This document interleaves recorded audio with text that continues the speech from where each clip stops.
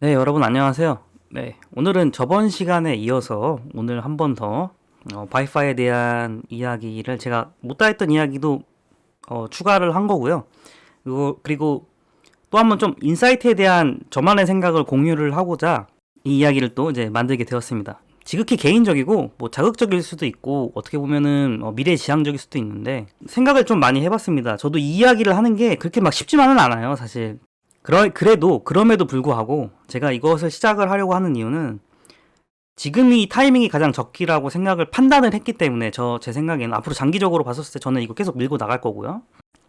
재작년에 이 이야기를 했었으면은 아마 좀 미친놈 소리를 좀 들었을 거예요. 물론 그 이전에도 뭐 보시면 아시겠지만은 순수 비트코인을 연동을 해서 그것을 랜딩을 하는 그런 서비스를 내기는 했었으나 시기상조였다고 좀 생각을 해요. 그렇다고 해서 이것을 내년 후까지 미뤄서 그때 얘기를 하면은 너뿐만이 아니라 대부분이 아마 그 정도는 지레 짐작하지 않았을까라는 그런 이야기를 듣고 싶지도 않았고요. 요 지금에서 이야기를 꺼내는 게 저한테는 가장 적절한 시기가 맞다고 생각을 하여 이런 이제 이야기를 꾸려 나가는 거니까 그거를 좀 감안을 하고 들어주시기 바라고요.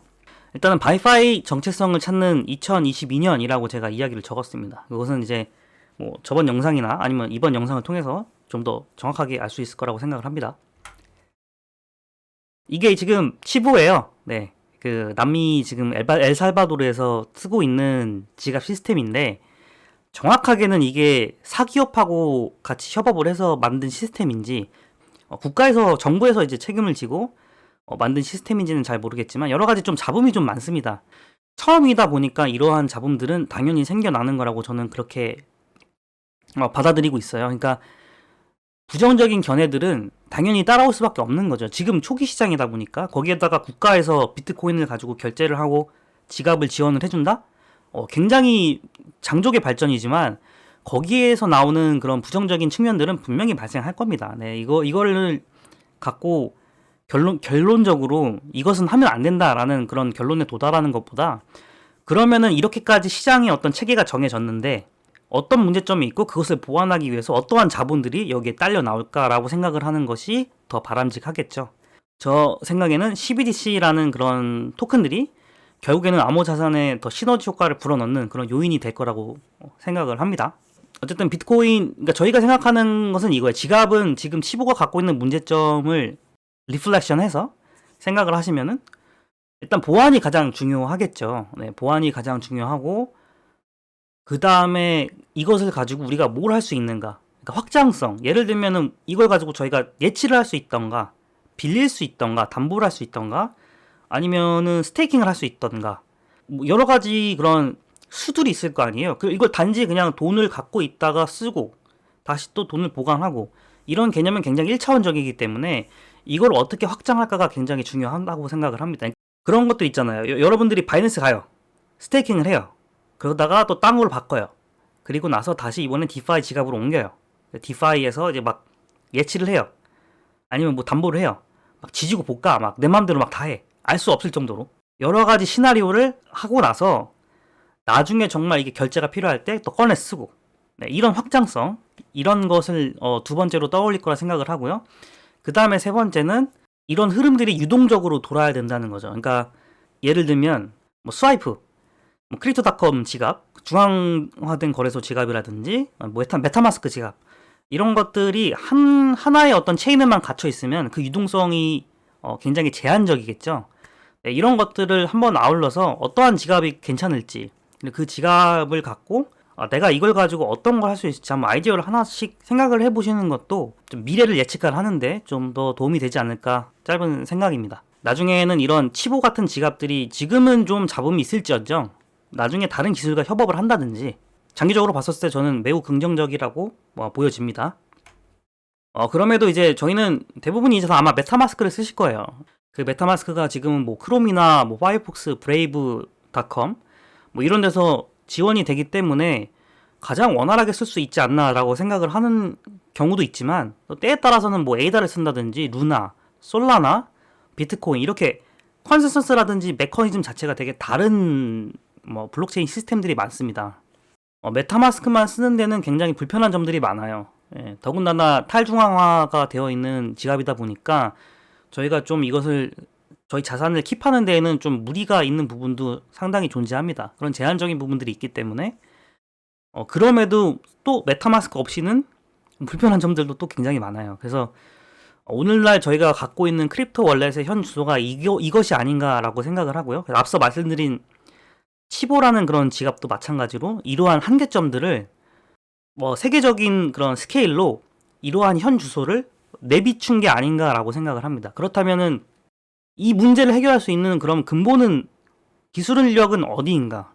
그걸 한번 좀 생각하는 그런 여지를 남겨주지 않았나 그렇게 말씀드려 봅니다. 오늘의 하이라이트 사진을 제가 만들어서 한번 가져와 봤는데요. 제가 세 가지로 이렇게 진영을 분파를 나눈 것은 특별한 의미가 있다기보다 비트코인을 기준으로 이들이 바라보는 시각이 다르기 때문에 제가 이렇게 한번 나눠봤습니다. 일단은 가장 맨 위에 우리가 알고 있는 흔히 알고 있는 이제 비트코인 맥시멀리스트라고 해서 뭐 차마스 전 페이스북 부사장이나 아니면은 이제 마이클 세일러 그리고 이제 트위터의 잭 도시 뭐 예전에 금과 같은 이런 기본 전통 자산의 추종자였던 키오사키 지금은 비트코인으로 돌아섰잖아요. 비트코인에 대한 언급도 많이 해주고 있고요. 이런 이들은 실제 비트코인 외에는 다른 거에 대해서 언급을 하질 않습니다. 그리고 비트코인 외에는 여간에서는 웬만한 건 믿지 않아요. 그나마 언급을 하는 게 이더리움 정도? 네. 그렇게 그냥 언급을 하지 대부분 이들은 거의 다 갇혀 있어요. 네. 비트코인 외에는 딱히 크게 바라보는 관점은 없습니다. 그 외에도 이제 상위에 보면은 테슬라 그리고 엘살바도르 그다음에 이제 마이클 세일러의 자회사죠. 마이크로 스트라티지 그다음에 블랙락은 이제 비트코인을 가장 많이 들고 있는 자산 운용사 중에 하나입니다. 그 외에 이제 마지막으로 남미권 또는 아프리카 또는 그 외에 뭐 유럽권이라든지 뭐 어디 아시아권의 통화 가치가 좀 불안정한 그런 국가라면 얼마든지 비트코인을 채택할 가능성이 있는 그런 국가들 이런 국가들은 비트코인 외에는 다른 네트워크를 바라보고 있지는 않습니다. 여기에서 오는 자본력, 시장력, 그 파급력은 비트코인에 한정돼서 갇혀 있다라는 거고요. 그 다음에 이더리움 진영에 있는 네트워크에는 분명히 WBTC가 하고 있는 그런 역할이 분명히 있습니다. 그것은 부정을 할 수가 없지만 뭐 유니스왑이라든지 램 프로토콜이라든지 또 에이브라고 해서 예전에는 이제 리더랜드로 먼저 이제 사업을 시작을 했었는데 이런 디파이 프로젝트들을 보면은 이더 기반에서 지나지 않기 때문에 그 외에 어떤 확장성에 대해서는 커버를 해줄 수 있는 그런 기능들이 부족하다라는 것이죠. 그래서 나온 게 이제 크로스체인과 같이 더불어서 이제 WBTC와 같은 래핑 시스템인데 어디까지나 이더리움에 한해서 극히 이더리움의 제한적인 그런 시스템을 가질 수밖에 없다라는 단점이 있고요. 그리고 대안파 같은 경우에는 이제 이더리움 외에 또 다른 알트코인이죠. 그나마 이제 이더리움 같은 경우에는 그 디파이를 갖고 있는 파이가 큰 편인데 이 대안파 같은 경우에는 또 그들만의 어떻게 보면 좀 격하해서 하는 발언일 수도 있는데 그들만의 리그가 또 따로 있는 거죠. 속도라든지 컨센서스라든지 그들만의 토크노믹스 이런 것들이 다 다르기 때문에 거기에 나타나는 체인 간의 이질점으로 인해서 우리가 메타마스크라든지 다른 것을 이용했었을 때 제약이 있을 수도 있고요. 또는 비트코인에 대한 연동이 또 WBTC와는 다르게 서비스를 지원을 받아야 될지도 모릅니다. 그러다 보니까 오늘날 우리가 갖고 있는 시중은행이나 중앙은행의 시스템처럼 통일화된 그런 어떤 약속이 없어요. 그러다 보니까 이제 오늘날 이런 디파이 같은 경우에는 언젠가는 이러한 부분들을 한데 모아줄 수 있는 통일된 기술력을 요구하는 그런 시대 정신이 분명히 저는 올 거라고 생각을 하고 있습니다. 한 가지만 더 말씀을 드리자면 물론 유니스왑이라고 해서 여러분들 그 덱스 거래소를 잘 아실 겁니다. 그에 비해서 썬데이 스왑이라고 최근에 나온 에이다 기반의 덱스는 유니스왑보다는 아마 잘 알려지지 않았을 거예요. 그래서 덱스라는 것 또는 디파이라는 시스템이 여러 개 중에 단 한 가지만 있다라는 것은 매우 위험할 수가 있습니다. 뭐 러그풀이 있을 수도 있고 코딩 자체가 잘못됐을 수도 있고요. 여러 가지 위험 요소가 존재하기 때문에 다방면에 있는 코딩들이 존재하고 거기에서 경쟁 구도를 만들어 나가는 것은 매우 바람직할 수 있겠지만 중요한 것은 그것이 자위냐 타위냐는 것이죠. 여러분들이 이용자로서 정말 이러한 세계관을 원하시는 건지, 아니면 통일되어 있고 안전이 보장이 되어 있는 디파이를 원하시는지는 여러분들이 아마 생각을 해서 추론하시면은 그 결론에 도달할 거라고 저는 생각을 합니다. 한간에는 아직까지 디파이 중에서는 이더리움 네트워크를 열심히 밀거나 믿고 있는 그런 혹자들이 많다는 것을 저도 느끼고 있고요. 실제로 이더리움 재단 또는 이더리움 네트워크가 발휘하는 디파이에 대한 영향력은 어마무시하고 그로 인해서 디파이 생태계를 판도를 많이 바꿔왔다라는 것은 저도 동의를 합니다만, 기타 알트코인들도 여러 디파이 프로젝트들을 진행하고 있고 이러한 성장률과는 반비례하게 비트코인은 계속해서 시장에서 고립돼 있다라는 느낌을 굉장히 많이 받았습니다. 그래서 전체적으로는 디파이 시장에서는 굉장히 편향적인 시장이 형성이 되고 있다고 생각을 하고요. 그에 반해서 이더리움 네트워크 디파이는 지속적으로 성장을 하고 있고 굉장히 이 이면에는 다양한 해석이 존재하게 되는 것 같아요.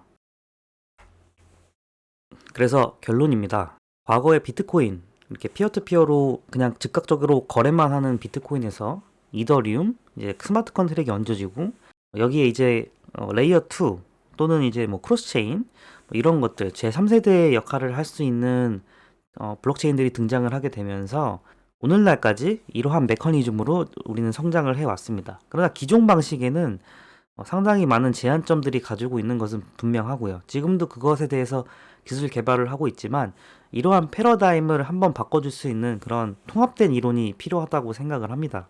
실제로 비트코인이 나왔을 때도 사토시 나카모토는 자신이 만든 블록체인, 어떻게 해서든 그 블록체인 안에서의 기능들을 희생을 하고 남은 기능들이, 잔존한 기능들이 발휘될 수 있도록 포커스를 맞춰서 블록체인이 나왔던 것이 오늘날도 마찬가지인 것 같아요. 그게 코스모스가 되든 이더리움이 되든 간에 결국에는 각자만의 체인을 위해서 상당히 많은 전력을 쏟지만 소통에 대해서는 그 누구도 이야기를 하지 않는 것 같습니다. 간접적으로 연결된 이러한 체인들을 직접적으로 연결할 수 있는 그러한 기술들을 저는 찾고 있었고, 오늘도 그 결론은 바이프로스트라는 것에 도달하게 되었습니다. 바이프로스트는 이 흐름을 타지 못하는 것인가라는 그런 소외감을 느끼는 질문들을 많이 하시는데, 작년 그리고 재작년까지만 하더라도 이 투자 종목은 물음표였어요. 하이리스크 하이리턴이었고 이 말은 즉 미래가 굉장히 불투명했습니다. 왜냐하면 아무도 도전하지 않았던 시장이었기 때문에. 그러나 이제 올해는 디파이 시장 점유율이 계속 상승을 하고 있고 비트코인에 대한 수요 그리고 비트코인에 대한 관심, 여기서 말하는 관심이라 하면 엘살바도르 같은 이런 제3 국가들이 적극적으로 이제 비트코인에 대한 관심을 갖고 있고 실제로 결제 수단에 쓰라고 하는 그런 유스 케이스들이 점점 나타나고 있기 때문에 CBDC가 발행이 되면 아마 비트코인에 대한 수요는 더 늘어날 것으로 예상이 됩니다. 그렇기 때문에 우리는 더 이 종목에 대해서 집중적으로 관찰할 필요가 있고 예의주시할 필요가 있다고 생각을 합니다. 오늘 한번 더 이 이야기를 꾸려봤고요.